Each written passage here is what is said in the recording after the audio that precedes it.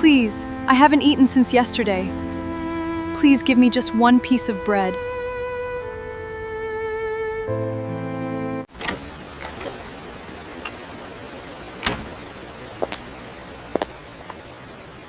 It's you!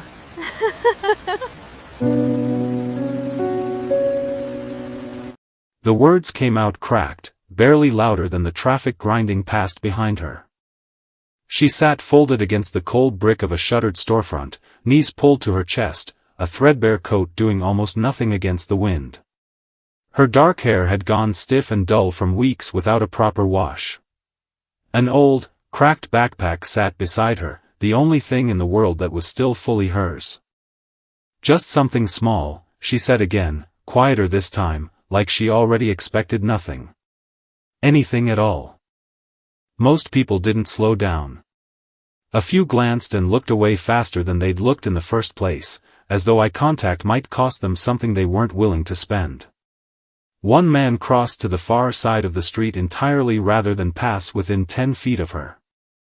Then 3 people in tailored coats stopped directly in front of her, and everything in the woman's body went very still, the particular stillness of someone who has learned that stillness sometimes helps and sometimes doesn't, and there's no way to know in advance which kind of day this is going to be.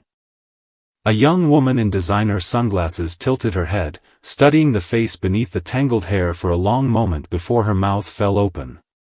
"No," she said slowly, disbelief curdling fast into something crueler. "It can't be. Elena?" The man beside her let out a short, ugly laugh.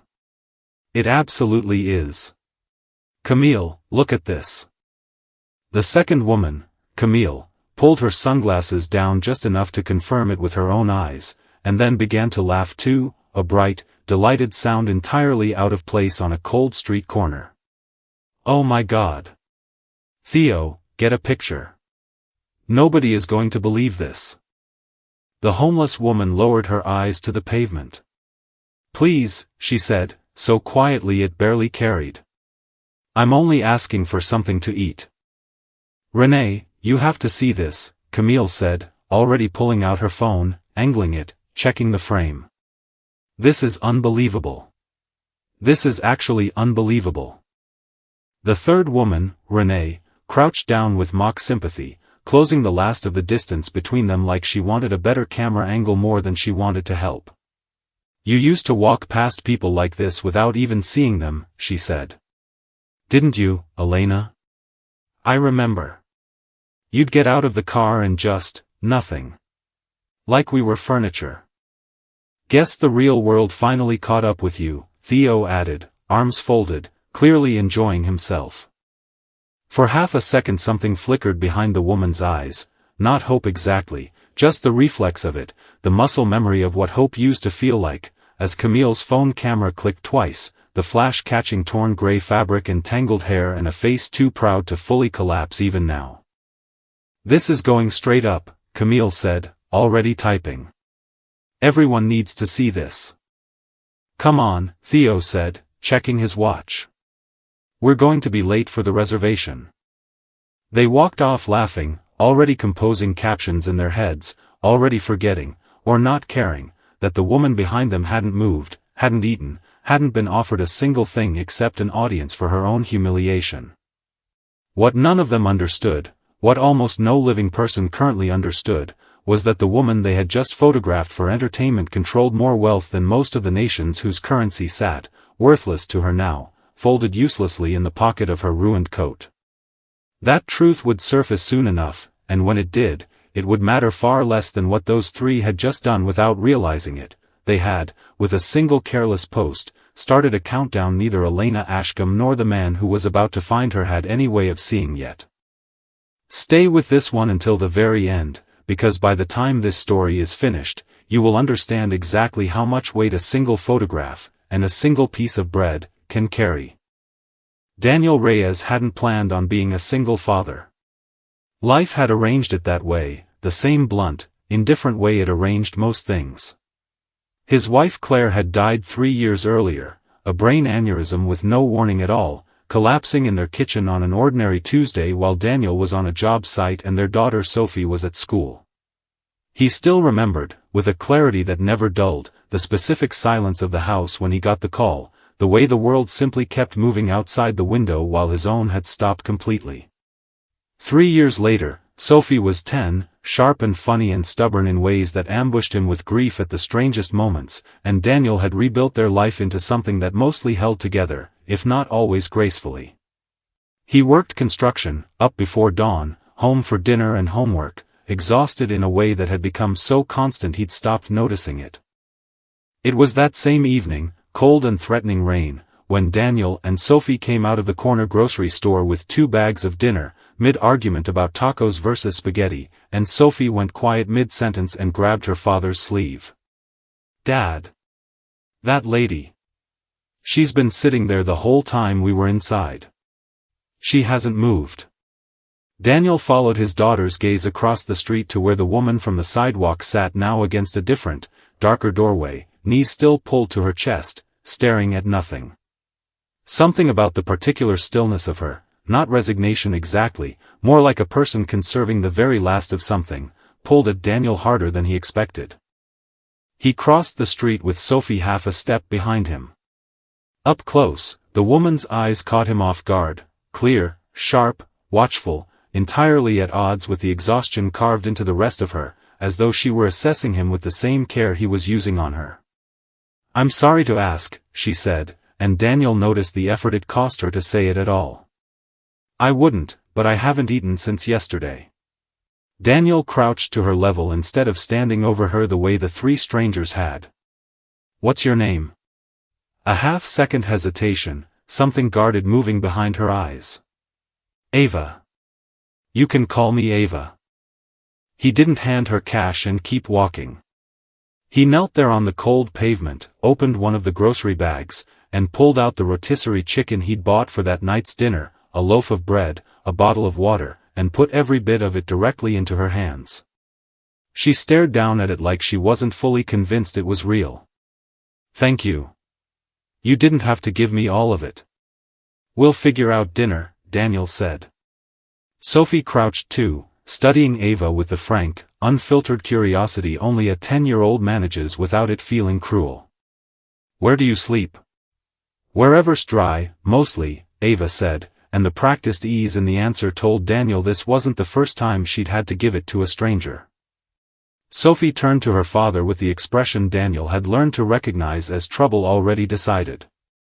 "Dad. She can't stay out here.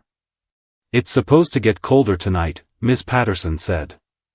Daniel felt the whole weight of the decision land on him at once, every instinct telling him to be careful, to be reasonable, to hand this stranger a 20 and drive home, and then he looked at Ava's face and saw her already bracing for the answer she expected, the one she'd clearly heard from a dozen people who'd gotten exactly this far and no further, and something in Daniel simply refused to be one more person who confirmed it.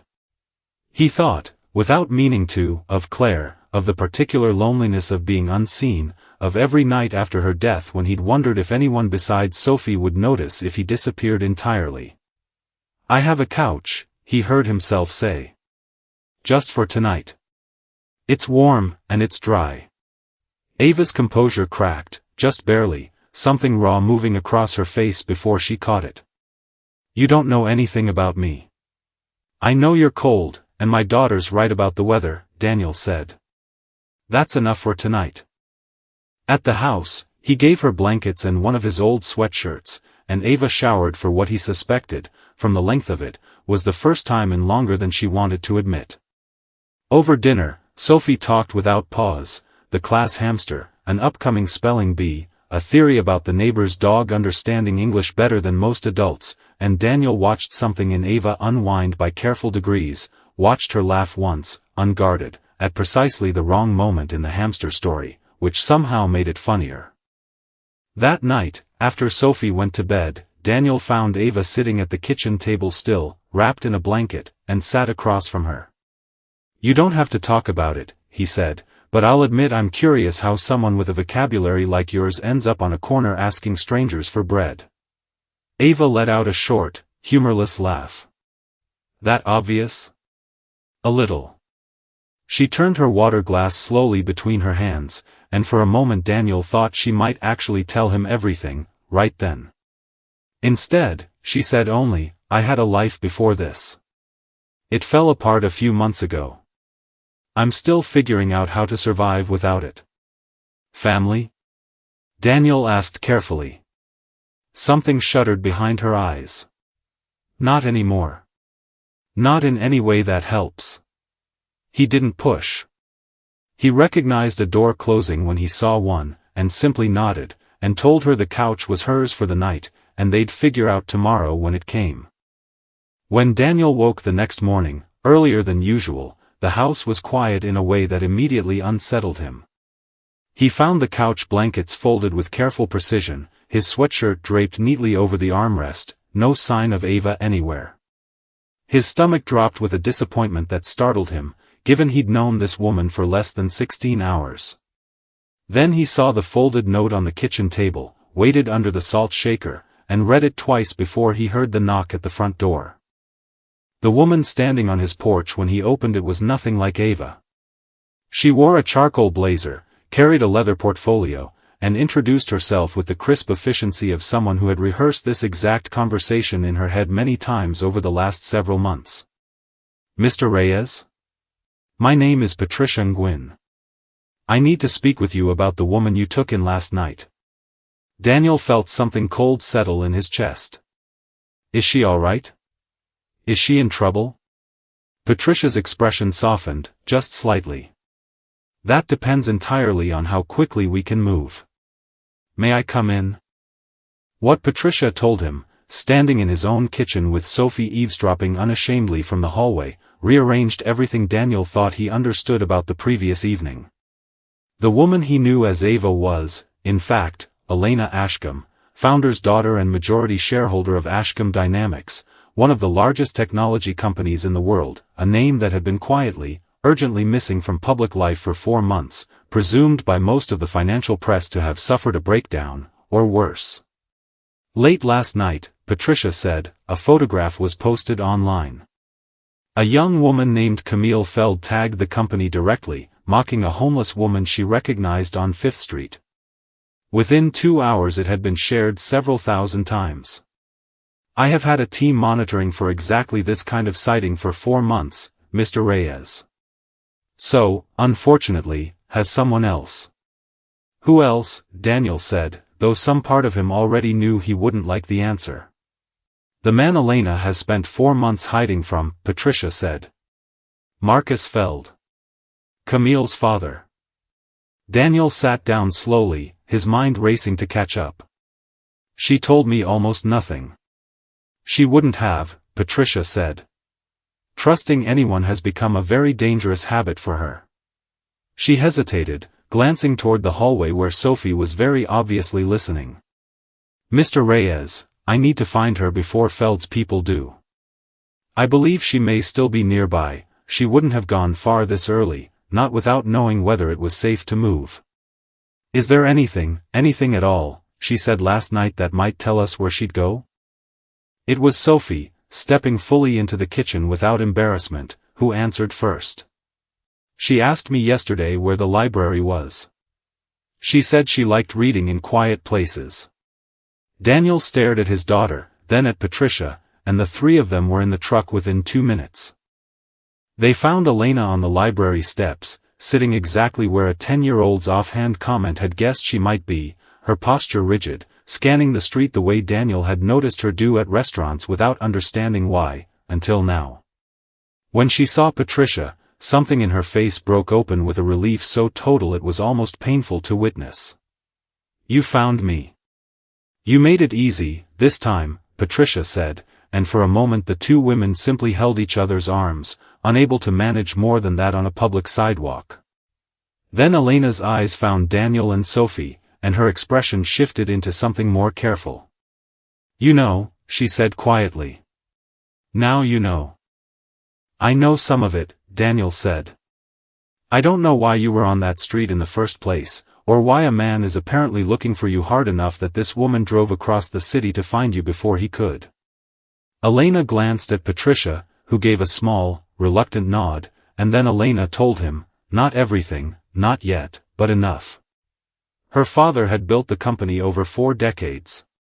When he died 2 years earlier, he'd left her controlling shares and a board full of men who had worked beside him for 30 years and had no intention of taking direction from his daughter. Chief among them was Marcus Feld, her father's oldest business partner, a man Elena had called uncle as a child. 4 months ago, Elena had discovered evidence that Feld had been quietly siphoning money out of the company for years through falsified contracts, and that he intended to force her out entirely before she could prove it, using a manufactured financial scandal and a board vote he had already secured enough support to win.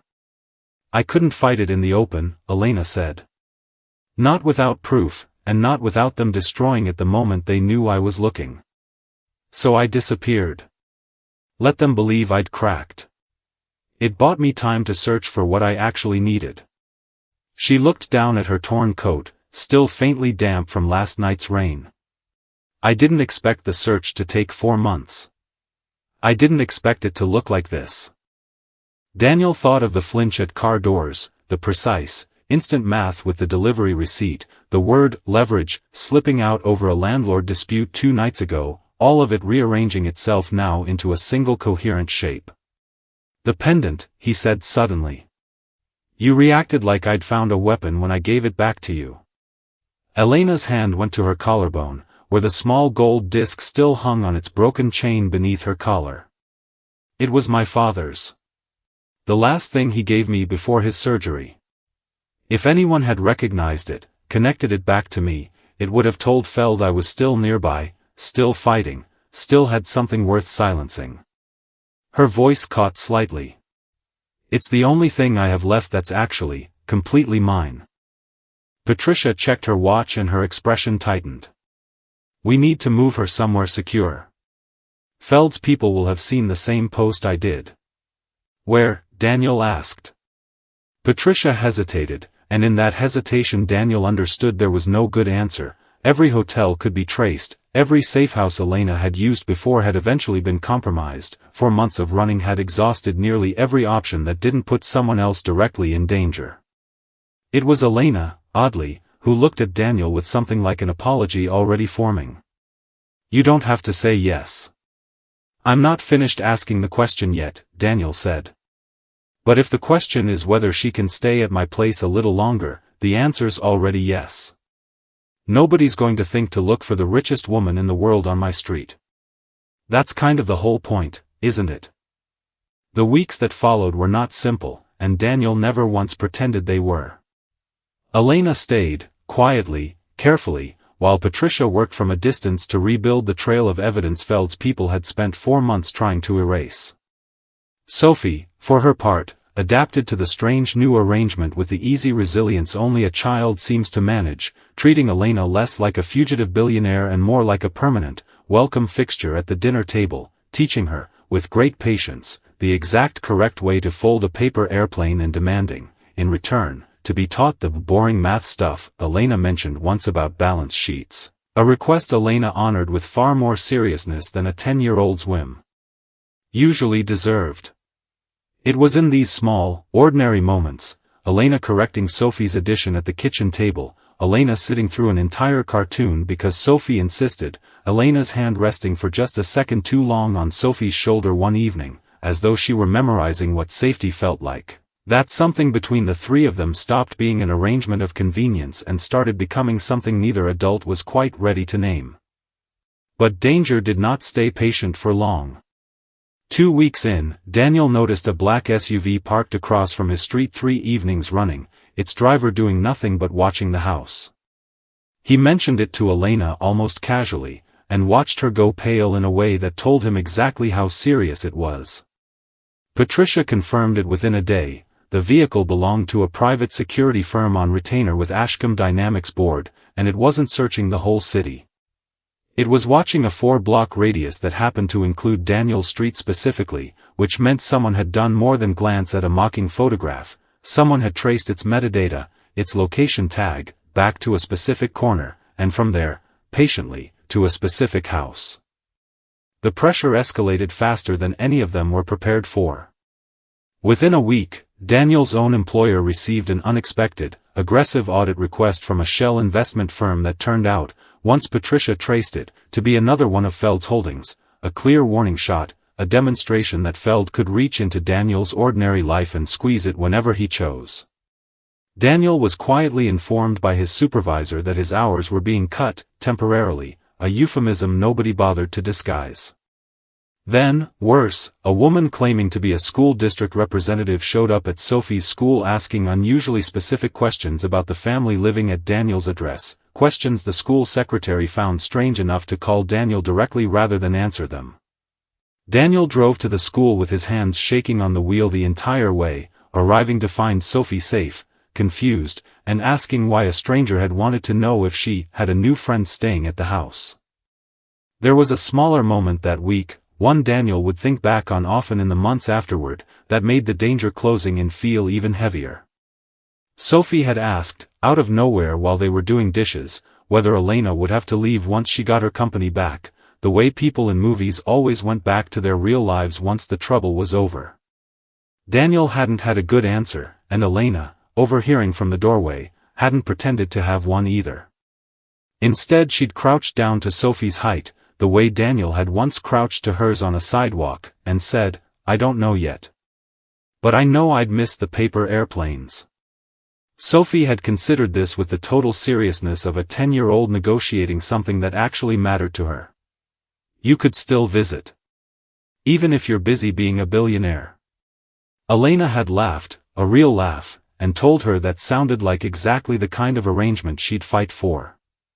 It was a small exchange, barely 30 seconds long, but Daniel understood, watching it, that whatever was happening in his kitchen had already stopped being temporary in every way that counted, long before either adult was ready to admit it out loud. That night was the lowest point of all of it. Sitting at the kitchen table long after Sophie had finally fallen asleep, rattled but unharmed, Elena told Daniel that she was leaving. Not running from him, running to protect him and Sophie from a man who had just proven, without hesitation, that he was willing to reach into a 10-year-old school to send a message. "I've cost you your hours at work," Elena said, her voice flat with exhaustion and something that sounded dangerously close to defeat. "I nearly cost you your daughter's sense of safety today. Patricia's evidence trail has gone cold twice this week because Feld's people keep finding the same sources she does. I don't have proof yet. I don't know if I'll ever have proof. And I am not going to sit in your kitchen and let you lose everything you've built for a fight that was never yours." Daniel felt something in his chest go tight and furious. "You think leaving fixes any of that? You think Feld stops watching this house the second you walk out the door?" "I think," Elena said quietly, "that I would rather he watch an empty house." She left before dawn, the same way she had the very first morning, except this time Daniel understood exactly what the departure cost her, and exactly what it was meant to protect. He found her note on the kitchen table again, shorter this time, shakier handwriting than before. "Thank you for believing a stranger was worth the risk. I'm sorry I couldn't finish what I started before it reached your daughter. Please tell Sophie I kept the paper airplane." Daniel stood in his kitchen holding that note with a feeling he recognized immediately, because he'd felt it once before, on a rainy night over a year of memory ago, watching a storm roll in and thinking of a woman alone on a bench with a sandwich she hadn't eaten. He grabbed his keys before he'd finished deciding to. He didn't find her on a bench this time. He found her, after 2 frantic hours and 1 desperate call to Patricia, standing outside the very building that housed Ashcombe Dynamics headquarters at 4 in the morning, staring up at the dark windows of the company her father had built, apparently trying to decide whether to walk in and surrender the fight entirely just to make the danger to Daniel's family stop. "Don't," Daniel said, jogging the last stretch toward her, breathless. Elena turned, startled, and something in her face cracked at the sight of him. "You shouldn't have come. I wasn't going to let you do this alone. Not after everything. Daniel, if I walk away, if I let them have it, all of this stops. You get your hours back. Nobody shows up at Sophie's school again. And Feld gets everything your father spent 40 years building, and he gets it because he scared you into thinking you had to choose between fighting for it and protecting the people who care about you," Daniel said. "You don't have to choose. Let me help you finish this instead. It was there, on an empty sidewalk at 4 in the morning, that Daniel remembered the thing that had been sitting quietly at the back of his mind for weeks, half-noticed and unexamined. 8 months earlier, before any of this had started, his construction site had processed an invoice from a company called Feld Logistics, a consulting fee for equipment inspections that, Daniel now recalled clearly, no one on his crew had ever actually seen performed. He still had the paperwork. He'd never once thrown away a job site invoice in 15 years, a habit that had annoyed exactly nobody until this precise moment. They brought it to Patricia that same morning, spread across Daniel's kitchen table alongside everything Patricia had managed to salvage, and watched a woman who had spent 4 months chasing ghosts go very still with focus. This is dated 11 months before the board scheduled the vote against Elena, Patricia said slowly. This matches the pattern in 3 other invoices I've already recovered, inflated fees, routed through shell logistics companies, never questioned because they were small enough not to draw attention on their own. She cross-referenced Daniel's invoice against the others deep into the afternoon, and by evening, an ordinary piece of job site paperwork, kept only because Daniel was careful with his files, had closed the final, crucial gap that connected every fraudulent transaction directly to Marcus Feld's own accounts. There was one more piece, and it came from a direction none of them expected. Patricia had spent weeks quietly, carefully, reaching out to a junior compliance officer inside Ashcombe Dynamics named Julian Ortiz, a young man who had noticed irregularities in Feld's expense reports over a year earlier and had said nothing out of fear for his job. Confronted gently with Daniel's invoice and the pattern it confirmed, and reassured, genuinely, not as a bribe, that Elena intended to protect anyone who came forward, Julian finally agreed to testify to what he'd seen, and handed over internal messages between Feld and 2 other board members discussing, in language too plain to explain away, how to manage the Ashcombe girl before she became a permanent problem. It was Camille Feld, of all people, who unwittingly supplied the final thread, her own gloating text messages to a friend the night she'd posted the photograph, bragging that her father would finally deal with Elena now that we know exactly where she is, messages the friend, disturbed enough by what followed at Sophie's school, eventually forwarded to Patricia herself. The board meeting, when it finally happened, was nothing like the dramatic confrontation Daniel had half imagined. Elena walked in wearing a plain gray suit, Patricia beside her carrying a single folder, Julian Ortiz seated quietly in the gallery. She didn't raise her voice once. She laid out invoices, cross-referenced dates, internal messages, and Julian's sworn account, methodically, without theater, until the room understood that every fraudulent dollar had a paper trail leading directly back to Marcus Feld, that his own daughter's careless bragging had helped confirm the timeline, and that the very sighting meant to humiliate Elena on a street corner had ultimately handed investigators the exact date and location needed to tie Feld's surveillance efforts to his financial crimes. Feld was removed from the board within the hour, and 2 of his allies alongside him. Elena Ashcombe left that room in firmer control of her father's company than she had been at any point since his death. She didn't offer Daniel money first. That came later, modestly, his hours restored and then some, a college fund quietly established for Sophie, a facilities position offered only after Daniel made unmistakably clear he had no interest in a handout he hadn't earned. What she offered first, sitting across from him at his own kitchen table 2 nights after the board meeting, Sophie already asleep upstairs, was something else entirely. "I need you to understand what you actually did," Elena said. "Everyone who has ever gotten close to me in my adult life wanted something they could point to, money, access, my father's name, a piece of the company. You didn't know any of that existed the night you knelt down on a sidewalk and handed me your family's dinner. You had no idea I could ever pay you back for anything. You did it anyway. That's not something I've had, Daniel. Not once, in my whole life, until 4 months ago on a street corner." She reached into her coat and set the pendant on the table between them, its chain finally repaired. "This was the last thing my father gave me.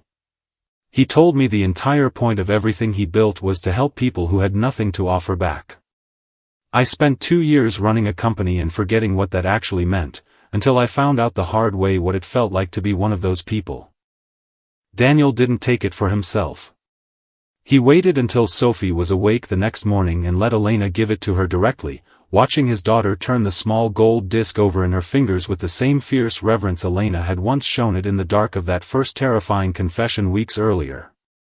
"You gave me the paper airplane thing," Sophie said, a little confused. "Now you're giving me this too?" "The paper airplanes were because you're good company," Elena said. "This is because you and your father treated me like a person before either of you had any reason to think it would ever matter to your own lives. I want you to have something that reminds you both of that, for exactly as long as you'll let it." What came after unfolded slowly, the way real trust does, across a year of ordinary Thursday dinners, Elena showing up to Sophie's spelling bee with a bouquet a little too large for the occasion, Daniel teaching Elena how to actually use a table saw the weekend she insisted on helping rebuild his porch railing, the two of them discovering, gradually and without either fully planning it, that what had begun as a kindness offered to a stranger under gray skies had become something neither of them wanted to walk away from. When Daniel finally asked her, almost exactly a year after that first Thursday, whether she'd consider making the couch permanently unnecessary, Elena said yes with the same plain, unguarded honesty she'd once used to thank him for a bottle of water and a bag of bread on a cold street corner. At the wedding, small, at Elena's insistence, held in the backyard instead of anywhere Patricia's security team would have preferred, Elena stood during the toasts and told the story exactly as it had happened, without smoothing it into something cleaner than it was. She talked about 3 strangers who had photographed her humiliation for entertainment and, without ever meaning to, handed investigators the very thread that eventually unraveled the man behind her exile. She talked about a compliance officer too frightened to speak until an ordinary construction foreman's honesty gave him a reason to trust that speaking up might actually matter. And then she paused, and asked one of the caterers to bring out, instead of the wedding cake just yet, a small basket of fresh bread, still warm, setting it in the center of the table where everyone could see it. "A year ago," Elena said, "a man knelt down on a cold sidewalk and gave a stranger the only meal he had bought for his own family that night, without asking a single question about what it might cost him or what he might get back. I have sat in boardrooms deciding the fate of a company worth more money than I can fully picture in my head, and nothing that happened in any of those rooms meant as much to me as that piece of bread." She lifted a small piece from the basket, and held it up instead of a champagne glass. "So this is the toast. Not to money, and not to justice, even though we got both. To the people who help you when you have absolutely nothing to offer them back, because it turns out, that's usually exactly when it matters the most." Somewhere in the city that same night, under a different awning, on a different cold and ordinary evening, someone else sat exactly where Elena Ashcombe once had, hoping a stranger might stop long enough to see a person instead of a problem to walk past. Whether one did, this story can't tell you. That part, every single time, is still being written by whoever happens to be walking by tomorrow. If this reminded you that the smallest kindness can end up mattering more than you'll ever know, carry it with you the next time you pass someone the world has stopped looking at, because you never really know whose story you're standing in the middle of, or what a single piece of bread might still be capable of changing.